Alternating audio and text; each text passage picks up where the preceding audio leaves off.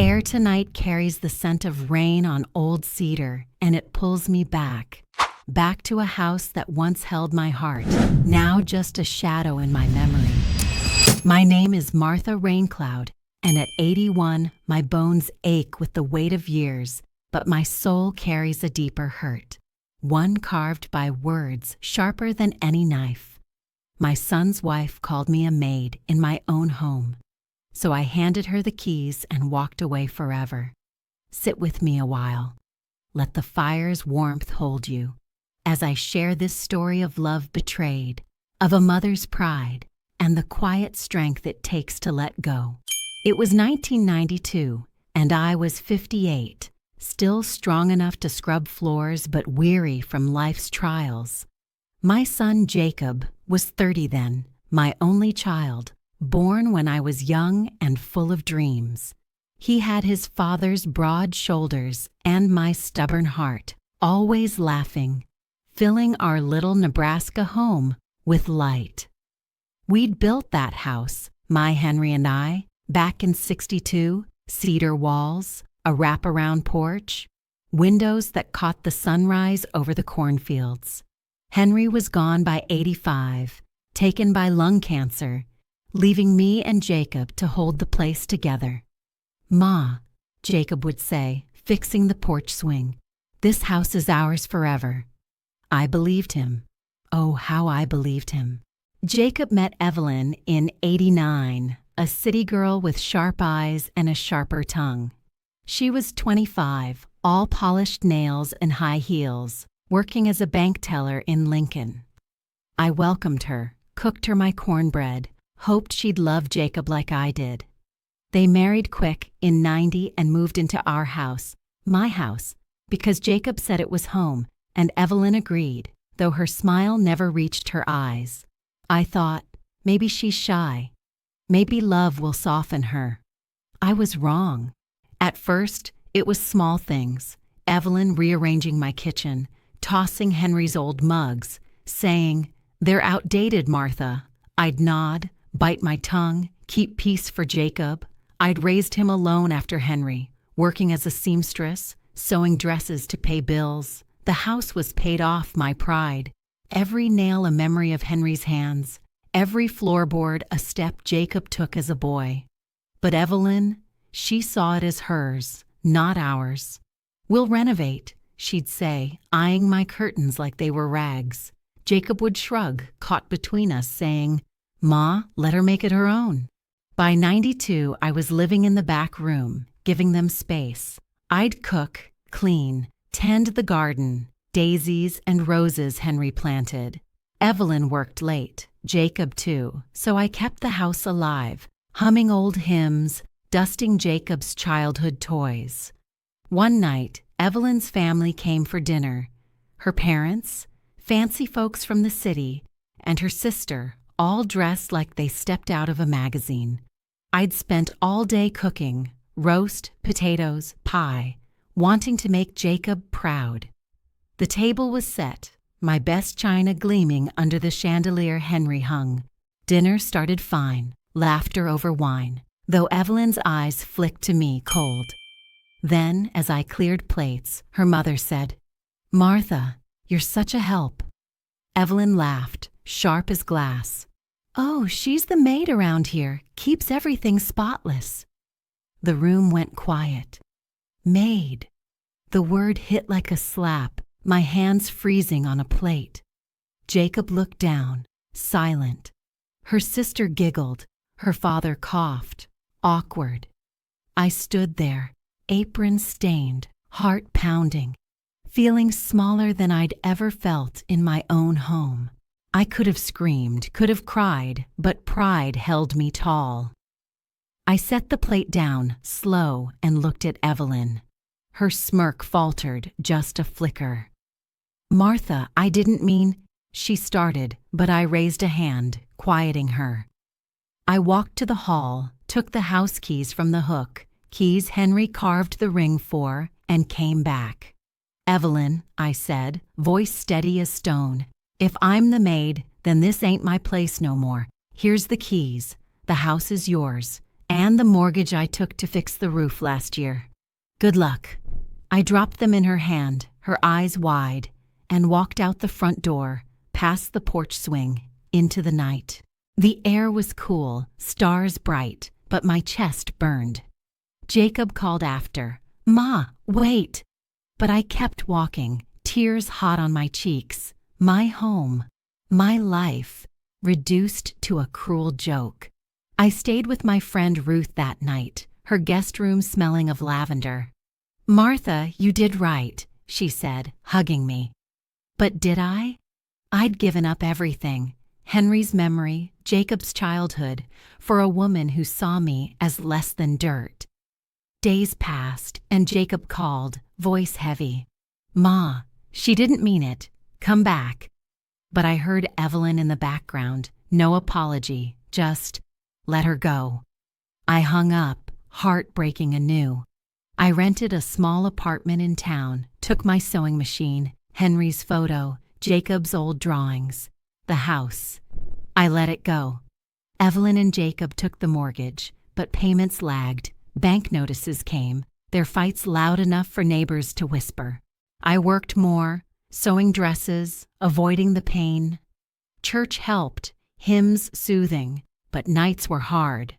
I'd dream of the porch swing creaking, Jacob as a boy, then wake to silence. "Why, Lord?" I'd pray, clutching Henry's photo. "Why'd my boy let her do this?" Tell me, dear friends, if someone you loved let you be shamed in your own home, could you forgive, or would you walk away too? Share your heart in the comments. Your stories give me strength. Months later, Ruth told me Evelyn's parents were helping with the mortgage. Pride stung them too. Jacob visited once, eyes tired. "Ma, I should have stopped her." I hugged him but said, "You chose her, son. Live with it." Words hurt me more than him, I think. I missed my boy, but the house, it wasn't home no more. The wind's howling tonight, sharp and cold, like it's carrying echoes of that night I walked away from my home. My heart still aches, raw as if it were yesterday. I'm Martha Raincloud, 81 now, and the memory of Evelyn's words, calling me a maid in front of her fancy family, cuts deeper than the Nebraska winter. Handing her those keys, saying, "It's yours now and the mortgage too," was the hardest thing I ever did. Not because of the house, but because it meant letting go of my son, Jacob, and the life we'd built.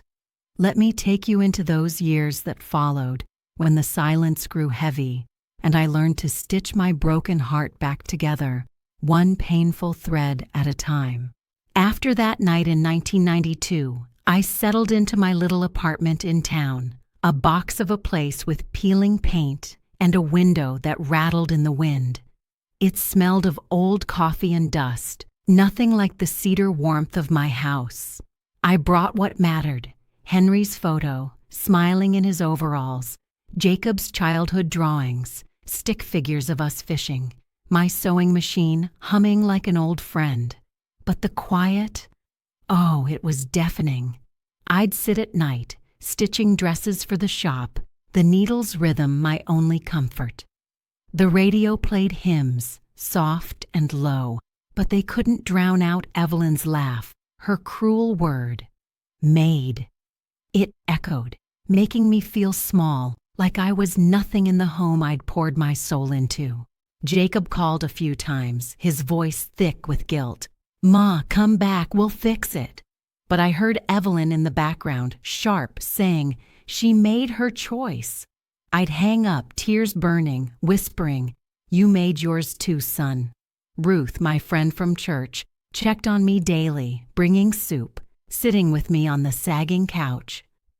"Martha," she'd say, her eyes kind, "you're stronger than this hurt." Strong? I felt like a cracked vase, holding together but leaking inside. I'd nod, sip her soup, and try to believe her. The town whispered.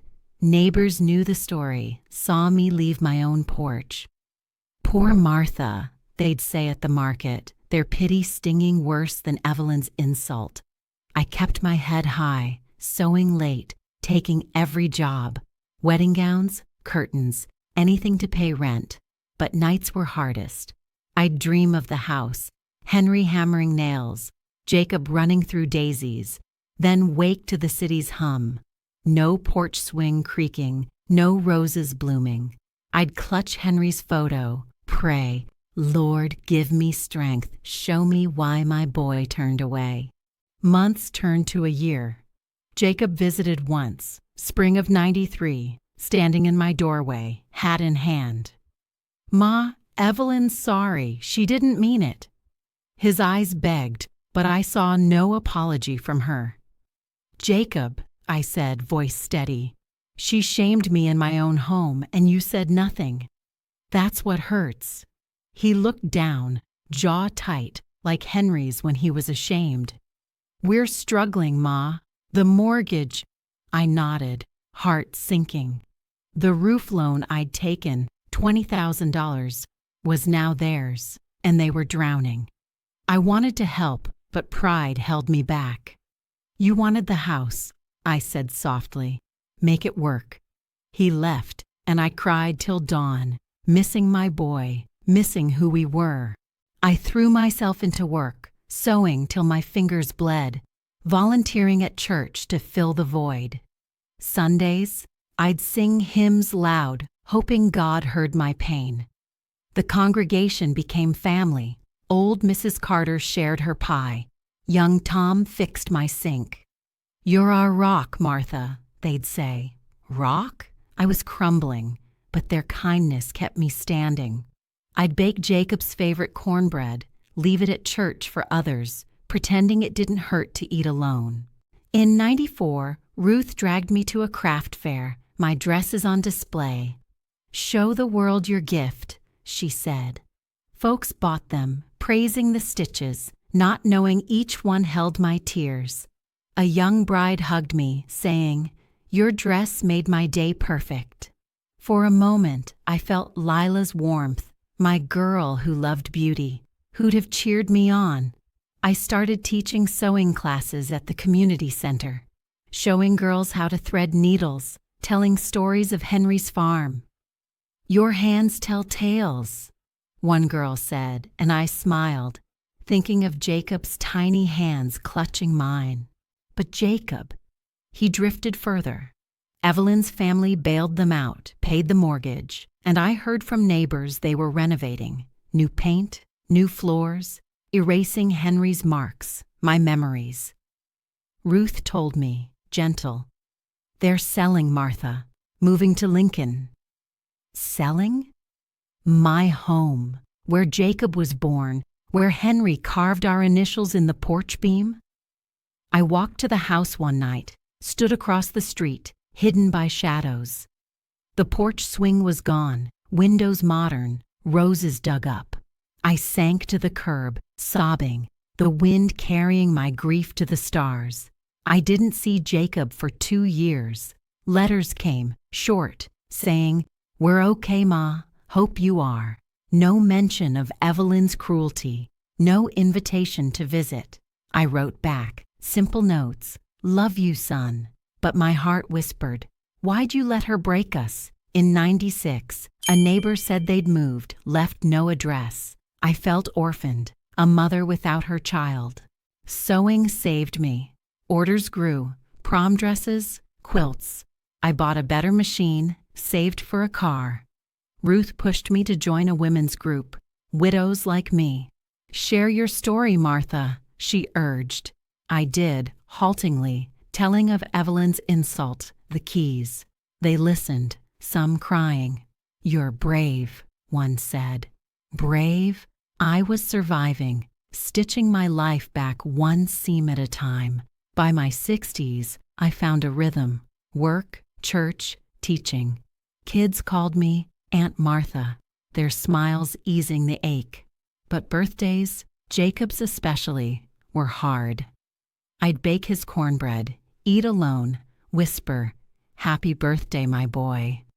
The tin box with his drawings stayed closed, too painful to open. In 2000, a letter came, Jacob's handwriting. Ma, we're in Lincoln. Evelyn's pregnant. Can we talk? My heart leaped, then sank. Pregnant? A grandchild? But with her? I wrote back, cautious, come see me. He did, alone, looking older, tired. Ma, I messed up, he said, eyes wet. I should have stood up for you. I hugged him, tears falling, but said, words don't fix it, son. Show me. He nodded, promising visits, but Evelyn's shadow loomed. Tell me, kind souls, if your child chose someone who hurt you, could you open your heart again, or would the wound keep you closed? Share your story below. Your words help me carry on. The baby came in, one, a girl, Lily. Jacob brought her once, tiny in his arms. She's got your eyes, Ma, he said. I held her, heart swelling, but Evelyn stayed away, her absence loud. Where's your wife? I asked. Jacob sighed. She's complicated. I didn't press. Lily's giggle was enough, a flicker of hope. But visits were rare. Evelyn kept him tethered. I kept sewing, teaching, praying. The house was gone, sold to strangers, but I built a new home in my heart, small but mine. The rain's tapping soft on my window tonight, like fingertips brushing away old tears. I'm Martha Raincloud, 81 now, and the weight of that night in 1992, when I handed Evelyn the house keys and walked away, still lingers, heavy as a winter quilt. Her words, calling me a maid in my own home, cut deep, severing the ties to my son Jacob and the cedar house Henry built. But life, it has a way of weaving loose threads back together, not perfect, but whole enough to hold. Let me carry you through those final years, where hurt turned to hope, and I found a family not in walls, but in hearts. After Jacob's visit in 2001, bringing little Lily, my granddaughter, I clung to her giggle like a lifeline. She was a spark with eyes like mine, wide and curious. Holding her, I felt Jacob as a baby again, all soft cheeks and tiny hands. But Evelyn's absence was a shadow, her refusal to come a silent wall. Jacob promised more visits, said, Ma, we'll make it right. But promises are fragile, aren't they? Like daisies in a storm, they bend too easy. Months passed, and I saw Lily only twice more that year, each time without Evelyn. She's busy, Jacob would mutter, avoiding my eyes. Busy or ashamed? I didn't ask, afraid of the answer. My apartment became my sanctuary, small but mine, filled with the hum of my sewing machine and the scent of lavender from Ruth's candles. I'd stitch quilts for the church sale, each square a prayer for Jacob, for Lily, for peace. Ruth, bless her, kept me grounded.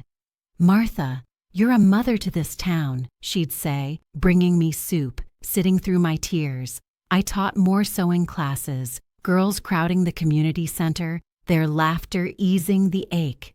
Aunt Martha, show us your tricks, they'd chirp, and I'd smile, showing them how to hem, telling stories of Henry's farm, leaving out the pain.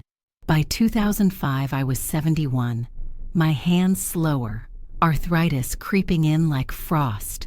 Jacob called sometimes, voice strained. Lily's growing, Ma. She asks about you. My heart leaped. Lily, my girl, knowing me? I sent her a quilt, daisies stitched in blue with a note, for my sunshine, from Grandma. Jacob said she slept with it, but Evelyn, she never acknowledged it. I heard whispers from neighbors. They were struggling in Lincoln, debts piling, Evelyn's sharp tongue pushing folks away. Part of me hurt for Jacob, trapped in her world, but part of me burned, remembering her smirk, her word, Maid. In 2007, a letter came. Lily, 6 years old, her handwriting wobbly. Grandma, I love your quilt. Can I visit? Tears fell, smudging the ink. I wrote back, "Anytime, sweet girl." Jacob brought her that summer, alone again. She ran into my arms, all pigtails and giggles, smelling of bubblegum. "Grandma, tell me about Grandpa Henry," she begged. I sat her on my lap, showed her his photo, told of his roses, his laugh. Jacob watched, quiet, eyes wet. "Ma, I'm sorry," he whispered later. "Evelyn, she's changed, harder now." I nodded, heart heavy. "You chose her, son. Love her right. For Lily." He hugged me, first time in years, and I felt my boy again, if only for a moment. Lily's visits became my light. Once a year, then twice, Jacob driving her down. Evelyn never came, never called. I'd bake cornbread, teach Lily to sew, her small fingers clumsy but eager. "You're like me, Grandma," she'd say, proud of a crooked stitch. I'd laugh, but inside, I prayed she'd never know a hurt like mine. By 2010, I was 76, slowing down. But Lily kept me young. She'd draw pictures, houses, roses, me smiling, tucked in my tin box beside Jacob's old sketches. Then, in 2012, Jacob called, voice broken. "Ma, Evelyn's gone. Left us. Couldn't handle the debts." My heart twisted. Anger, relief, pity all at once.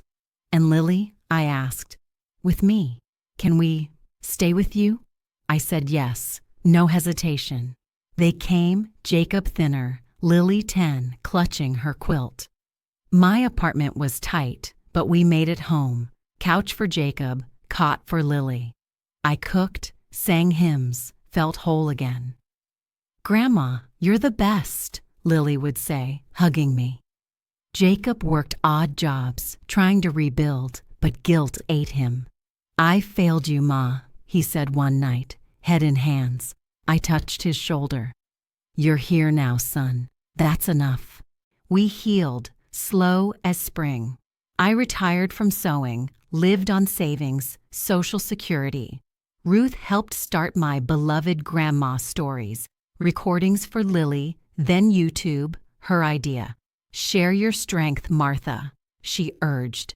I told of Evelyn's insult, the keys, the years apart. Comments came. "You're my grandma too. Your courage inspires." Each one warmed me, like Lily's hugs. In 2015, Lily, 13, found the channel. "Grandma, you're famous," she laughed, filming me in my rocking chair, sage burning. I shared more. Henry's love, Jacob's childhood, Evelyn's cruelty. "You're tough, Ma," Jacob said, watching a video. Tough, scarred, but standing. By 2020, I was 86, health fading, heart flutters, shaky legs. Jacob got steady work, bought a small house nearby. Lily, 18, studied nursing, inspired by my stories. "For you, Grandma," she said, showing her college letter. I cried, seeing Henry's grit in her. Evelyn sent a note once in 2018, apologizing. "I was wrong, Martha." I forgave, but kept distance. Some wounds don't need reopening. Tell me, dear hearts, if betrayal stole your home, could you rebuild it with love, or would bitterness hold you back? Share your story below.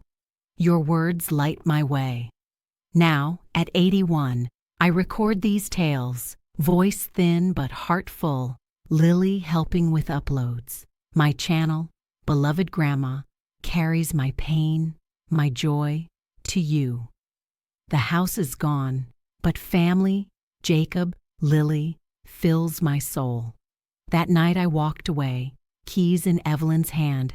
I thought I'd lost everything, but love, it finds you again, in a child's laugh, a son's regret, a stranger's comment. If this story touched your heart, if you've ever lost and found family again, like this video, share your journey in the comments, and subscribe to Beloved Grandma for more tales from a life that's loved through pain. Hold your dear ones close tonight, my friends. They're the home that matters.